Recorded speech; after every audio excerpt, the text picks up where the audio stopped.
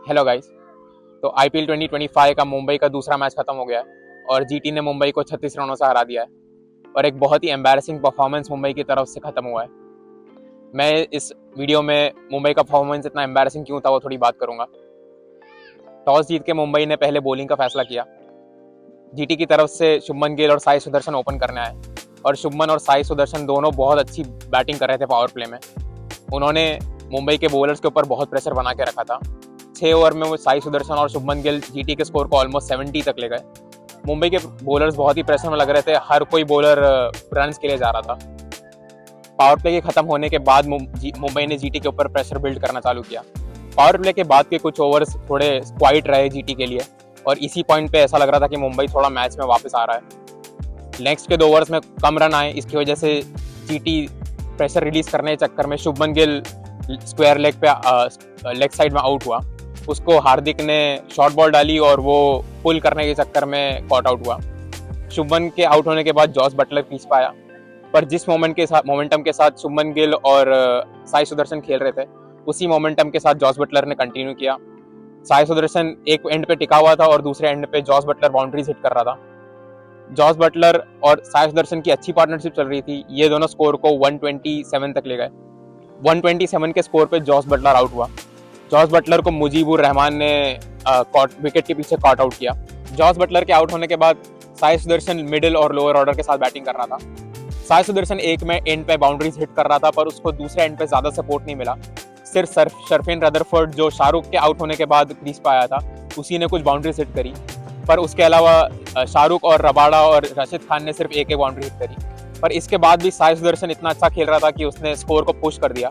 179 पे साई सुदर्शन आउट हुआ। उसके बाद में जीटी का स्कोर फिजल आउट हो गया। जब टॉप ऑर्डर बैटिंग कर रहा था जीटी की तरफ से तब ऐसा लग रहा था कि जीटी का स्कोर 220 230 तक भी जा सकता है, पर मिडिल और लोअर ऑर्डर उस जो स्टार्ट टॉप ऑर्डर ने जीटी को दिया था उस पर कैपिटलाइज नहीं कर पाए और आखिर में 196 पे जीटी का स्कोर एंड अप हुआ। आई थिंक एक क्रूशियल फैक्टर जो जीटी की इनिंग्स के लिए फेवर में था वो ये था कि मुंबई के पेस बॉलर्स जो हैं वो पिच के पेस को अच्छे से रीड नहीं कर पाए।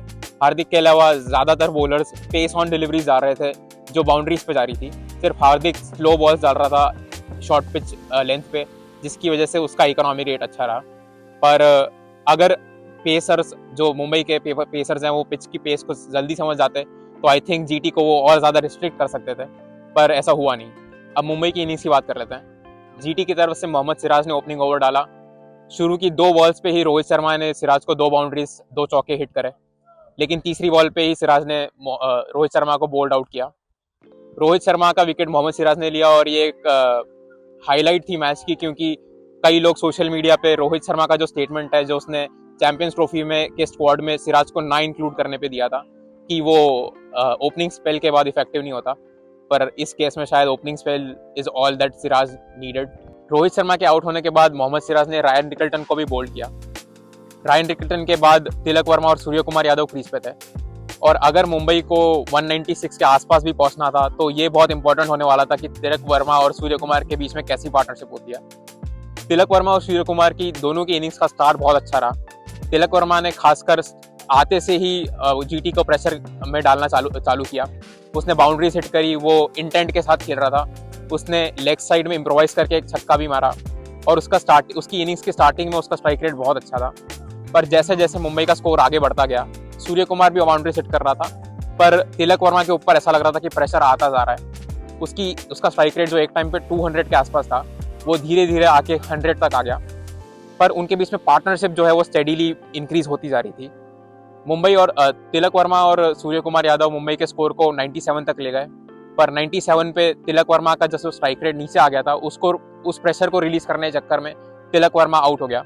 तिलक वर्मा को प्रसिद्ध कृष्णा ने एक स्लोअर बॉल डाली और वो लेग साइड में डीप मिड विकेट पे कॉट आउट हुआ।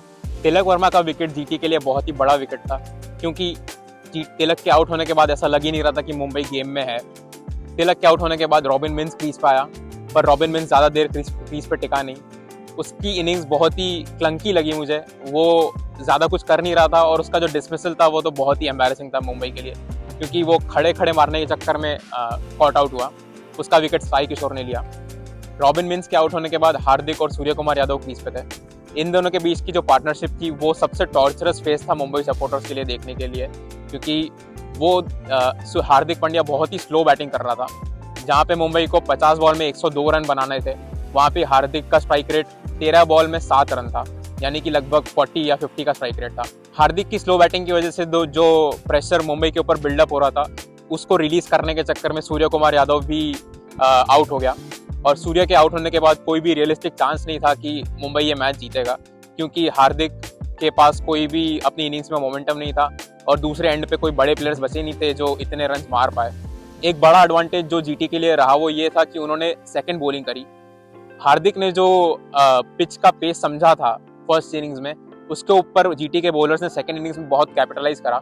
वो लोग समझ गए थे कि इस पिच पे पेस ऑन डिलीवरीज करना is not the right choice, और वो लोग स्लोअर बॉल्स ही कर रहे थे, into the pitch slower balls, जो मुंबई के बैटर्स पेस के साथ वर्क नहीं कर सकते थे।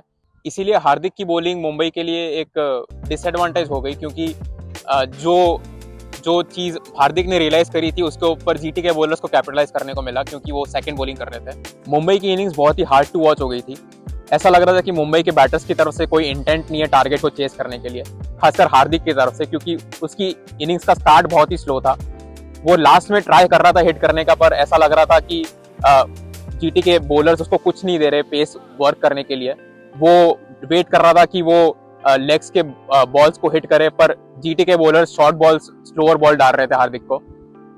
ऐसा लग रहा था कि मैं India versus England 2019 world cup का मैच देख रहा हूँ, जिसमें MS धोनी और केदार जाधव बैटिंग कर रहे थे, जिसमें इंडिया को 330 चेस करने थे, पर MS धोनी और केदार जाधव की तरफ से कोई इंटेंट ही नहीं था चेस करने का टारगेट का। वो लोग डॉट बॉल्स खेल रहे थे। अगर इतनी इंटेंटलेस बैटिंग देखनी होती तो मैं CSK के मैच देख लेता। उसके बाद एक आध ओवर में हार्दिक भी आउट हो गया, और उसके बाद मिडिल ऑर्डर नमनधीर और मिचेल सैंटनर खेल रहे थे। नमनधीर और मिचेल सैंटनर ने जो विक्ट्री का मार्जिन है जीटी के लिए वो थोड़ा कम कर दिया। एक टाइम पे लग रहा था कि मुंबई शायद 50 या 60 रन से हारेगा, पर नमनधीर और मिचेल सैंटनर ने कुछ बाउंड्रीज हिट करी और डिफीट का मार्जिन लगभग 36 रन कर दिया। ये मैच मुंबई सपोर्टर्स के देखने के लिए बहुत ही एम्बैरेसिंग रहा होगा, मुझे तो ऐसा लगा, क्योंकि मुंबई की तरफ से कोई इंटेंट नहीं दिख रहा था उनके चेज में, और बॉलिंग में भी वो कुछ ज़्यादा कर नहीं पाए। जीटी के बैटर्स हमेशा टॉप पे लग रहे थे। विक्ट्री का मार्जिन जो 36 रन का है वो बहुत ही इम्पैक्ट करेगा मुंबई के नेट रन रेट पे। अब ये क्रूशल होने वाला है कि मुंबई इस सीजन के में कैसे कंटिन्यू करता है। मुंबई की हिस्ट्री ऐसी रही है कि वो हमेशा स्टार्ट खराब करता है IPL के सीजन में, पर वो आने वाले मैचेस में रिकवर कर लेते हैं, और खासकर latter end of the tournament में वो खासकर बहुत ही अच्छा खेलते हैं। पर ऐसा सीजन इस सीजन में होता हुआ मुझे लग नहीं रहा है, क्योंकि मुंबई का जो स्टार्ट है वो काफ़ी ज़्यादा खराब रहा है। उनकी बैटिंग, बॉलिंग और फील्डिंग तीनों डिपार्टमेंट्स में वो लोग लैकिंग दिख रहे हैं। आई एम होपिंग कि कुछ मोमेंटम मुंबई की तरफ जाएगा नेक्स्ट फ्यू मैचेस में, पर देखना होगा कि मुंबई रिकवर कर पाता है कि नहीं। मैं आगे भी मुंबई के और मैचेस कवर करूंगा जो IPL में होने वाले हैं। तो if you are a Mumbai fan और if you are in IPL fan in general, please consider watching my videos. Thank you.